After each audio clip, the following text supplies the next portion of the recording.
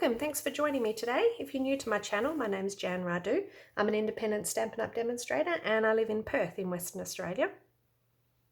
I've been playing around with the Sweet Strawberry bundle in the new mini catalogue. It comes with this great stamp set and the Strawberry Builder Punch. I shared a card on my Instagram this week and I got quite a few comments about it, so I thought I might put together a card tutorial for you. I really like the soft pink and gold colour theme. I've been dreaming about this card for a while, so finally got the chance to put it together this week. And I think I might try a different color combination, so sticking with the petal pink and the mint macaron, but I'm going to reverse it to the mint macaron as a base. So we need a few items to get going with this card. As I said, we've got the Builder Punch, I've got the blending brushes from the mini catalogue also, and we're going to be using some of the gold Stampin' Emboss powder.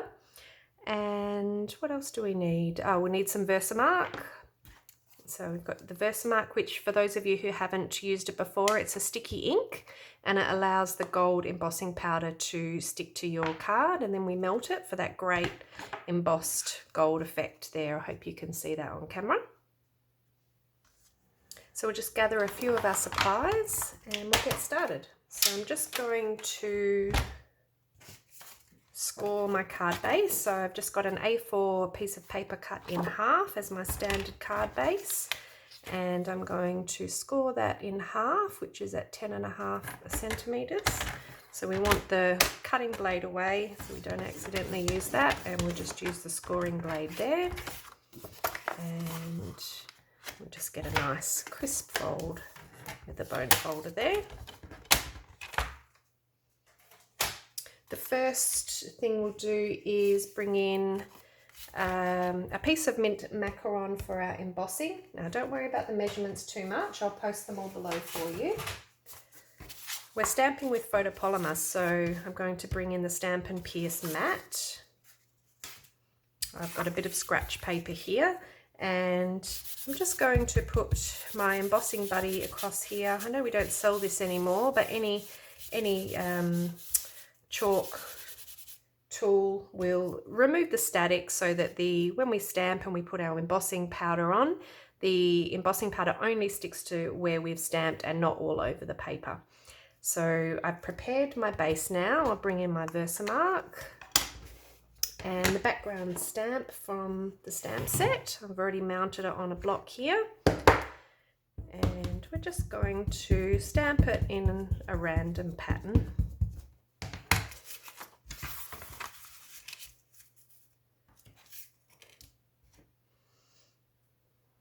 Okay, so I'll start with my first full one.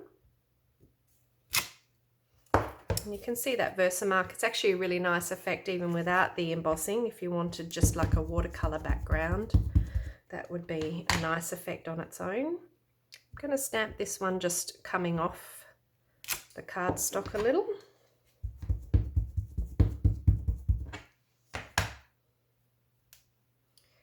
And we're just filling in the pattern with a repeat, trying to have a slightly different direction each time you stamp.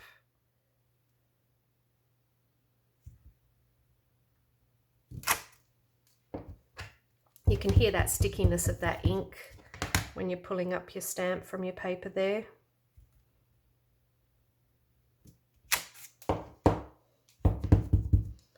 And I like to have just some partial stamps to fill in any of the empty space there.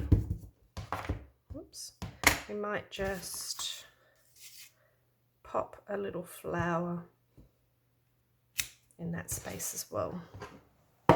Okay, so we've done our stamping, and I'm just going to open up my scratch paper,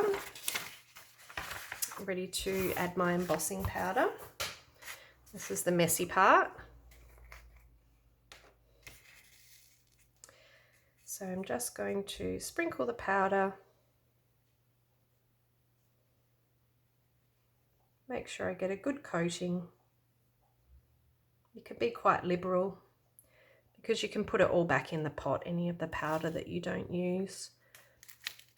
So let's try and get a little bit back in the pot there. So we can see there we've got a little bit of excess powder sticking to our cardstock. So we'll just give a little bit of a pounce on the back, and if you've missed any bits you can just add those there. It doesn't have to be perfect, it's a handmade card.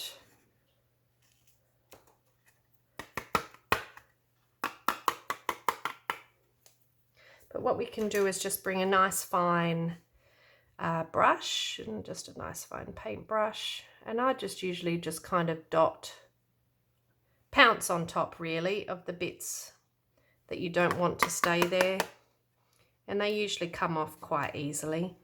This bit might be a little bit more challenging. It seems to have caught a little bit of static on the paper there. So just pounce.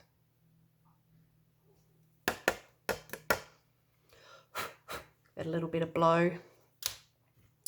And I seem to have missed a little bit on that edge as well. Could be that the ink wasn't as sticky on that side. And I think part of the beauty of the background is that it's not all perfect, so don't worry too much about that. Okay, so once we've got our powder on, I'm going to use my heat tool and emboss that, and you'll see the beautiful effect. Okay, so there's the finish effect. I've melted the embossing powder with my heat tool, and you can see that really gorgeous background. So let's just bring in my card. You can see that's the petal pink version, and now the mint macaron. So what I've also done is use my Versamark just to create a bit of a darker look in the flowers, like that watercolor look. So I'll just show you how I did that. I've just got my Versamark lid there. Now mine are very old, my blender pens, but you've probably got new packaging in yours. So I'll just bring out a blender pen. I've got my Versamark Re-Inker, and I'm just going to put a little dot of that on the lid. First I'm going to ensure my blender pen is nice and clean, so I'll just give it a wipe over.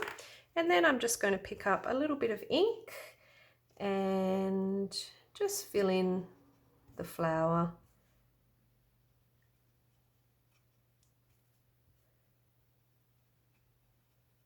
Just giving that, it's almost as if you've used mint macaron ink on there to stamp the flowers.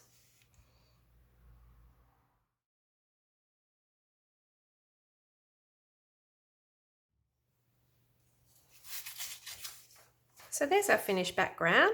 It takes a little bit of time, but it's really quite effective. I think it would look really pretty if you did all the leaves as well. That shine's just gorgeous there. So bringing my card base back in, I am using a piece of fun foam, and I've added my tear and tape to both sides. You can use dimensionals if you don't have fun foam, but I do really like the nice stability of having the foam underneath. Particularly when you're mailing your cards, it just keeps them a little bit more intact. Pull all these bits of tape off.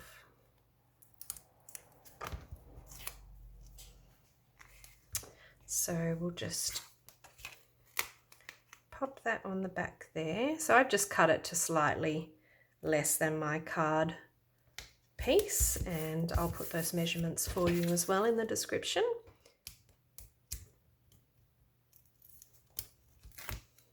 Definitely adhesively challenged today. So now you've got a decision to make as to which way you want this to face. So I'm going to keep it there, and I'm just going to try and get that as central as possible, and then just press it down. And as you can see, it just gives you that really nice dimension and a really nice solid card front.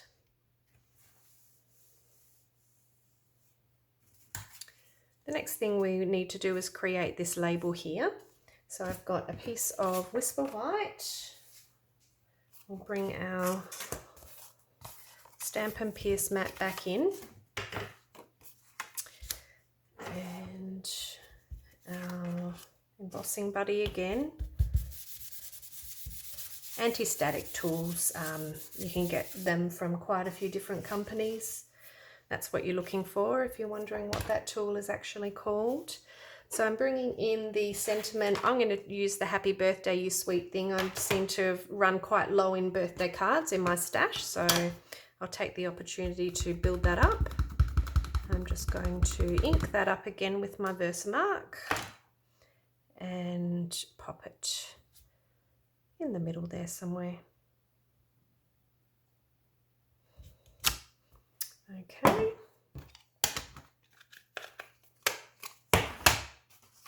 Bring in my scratch piece of paper again, and we'll just cover that with embossing.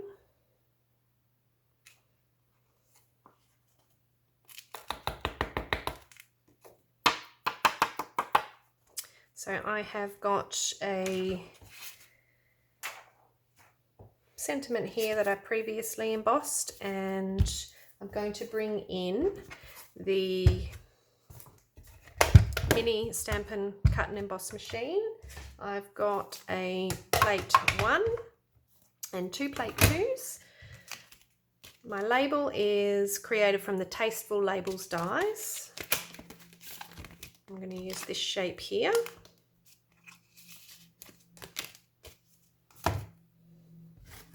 So if I've got my first cutting plate down, one tip for this as well is to stagger your plates, so not have them right in line with each other. Apparently that's an easier way to roll it through.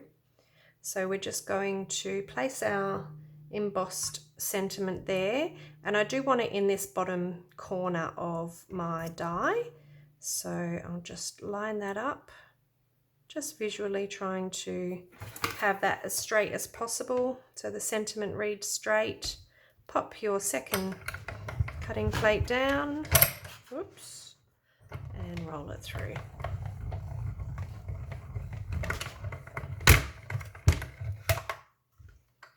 So this is great, this little machine, it just folds up and away it goes. So there is our label with a really nice stitched edge, but I'm actually going to place it back in the die and show you a tip that I saw. I will put it in the description below, or link to the Instagram post that I saw the demonstrator who showed this really cute way of getting like a beveled edge. So if you just place the die cut back into the die, and if you kind of move it around, it will go back into its spot. And then you take your stylus and you just rub the stylus around the edge of the shape like that, just following the die. You can do it a couple of times for a deeper embossed look. And then when you turn it over, you get that really nice edge on there. I thought that was a really great little tip. I do remember seeing it a very, very long time ago, but it's always great to be reminded of these things because we learn so many techniques as crafters, and then we use them for a while and then we forget all about them. So that's my label there.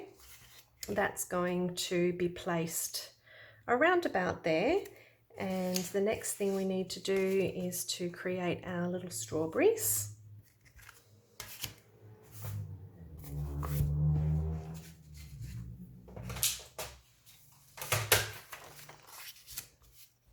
So I've got a piece of Whisper White cardstock here for the strawberries. Anti-static tool again.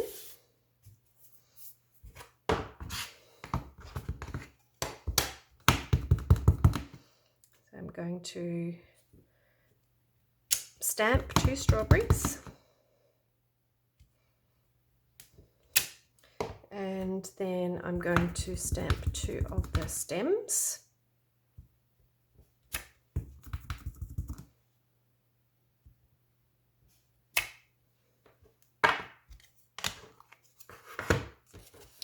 We can go ahead and add gold embossing to those. You may as well emboss everything while you've got all your tools out and ready to go. Those bits don't really matter because they're not going to end up in the punch anyway. So I'll go ahead and heat emboss those. So I've got those heat embossed, and I'm just going to snip these ones off. Bring in the strawberry builder punch, turn it upside down and unlock it, and then feed my cardstock through, line up my strawberry, move across to the next one, line it up, punch it out. So that gives me my 2 strawberries. And then with this one here, I'm going to, oops, that's the wrong way around. It's going to be a bit of a challenge. So all I'll do is grab a scrap, little bit of cardstock. You can use any kind of adhesive. I've got some repositional adhesive. You can just use a little glue dot or something like that. Attach it, and then you've got a tail. And then you can just line up wherever you need it to be. Fiddly fiddly. For the first one. Oh, we got pretty close to that on the second. Obviously stamped it a little bit too closely. Let's have a look.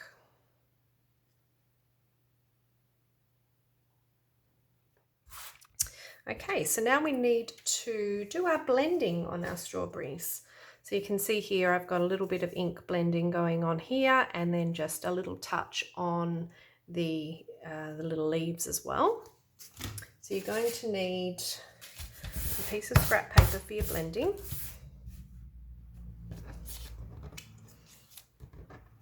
And, oops. I've got our blending tools. I'm actually going to use Crisp Cantaloupe, which is, I'm pretty sure that's a retired colour. Yeah, that's an ink colour. I don't actually have the petal pink that match that cardstock, but as you can see, you can use other colours that are very close. You don't need to have every single ink. And mint macaron. So with the Crisp Cantaloupe, I'm just going to pick up some of my ink, and I want to concentrate first off and then just slowly build up the colour where I want it there. So that's a very light, go. You just don't want to go all on your stamped piece straight away, because as you can see, that's actually really dark, and you probably don't want that much ink down all at once. So just to give yourself some control. That's that one. And then the same for this one here. You can always add more. Very difficult to take it away if you add too much the first time round. So that's those ones. So these blending brushes come in packs of 3, and if you just wash those under water, warm soapy water, and dry it, they come up almost clean. I did have a blue one that ended up with a little bit of staining, but it's not going to come off on your next project.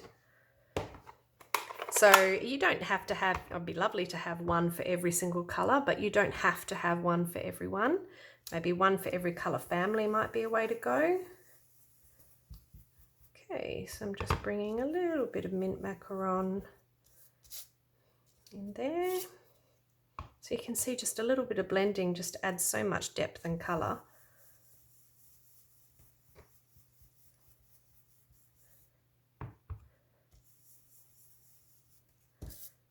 Okay. So that's the blending done. So now we're ready to assemble our card. I'm just going to use a little bit of double-sided foam tape just to attach this big label. We could use a few dimensionals on there, but I find this tape much quicker.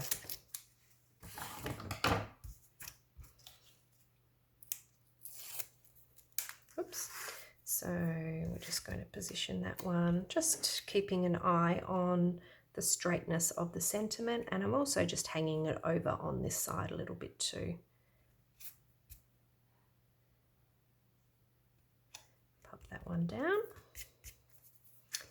And then we're going to assemble our strawberries. Let's just put a little drop of Tombow just on the top of each. Okay. And pop our little stems down on there. Put a little block on there just to encourage it to stick down there.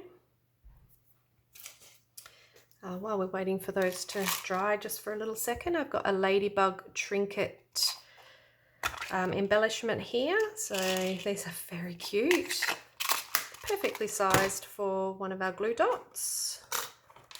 And once it's secured down,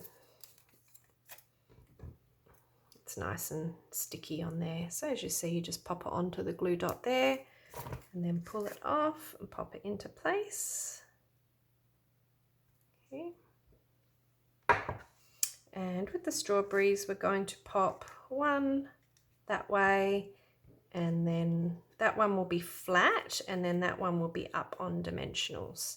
So again, we'll bring our Tombow in, and we'll just do a little, whoops, that was a very large blob of Tombow. Just going to take a little bit of that off. I don't want that going everywhere.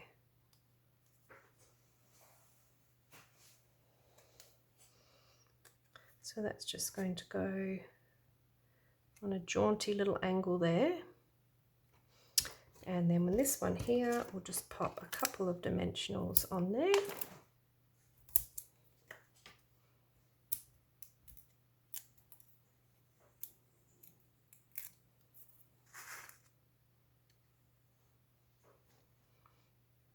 And that one can go somewhere like that. So there we go. Which colorway do you prefer? They're both really sweet, aren't they? Thanks very much for joining me. If you've stayed all the way to the end, I appreciate it. If you haven't already, I'd love you to subscribe to my channel and you'll be notified with any other videos that I post. Thanks again. Have a great day.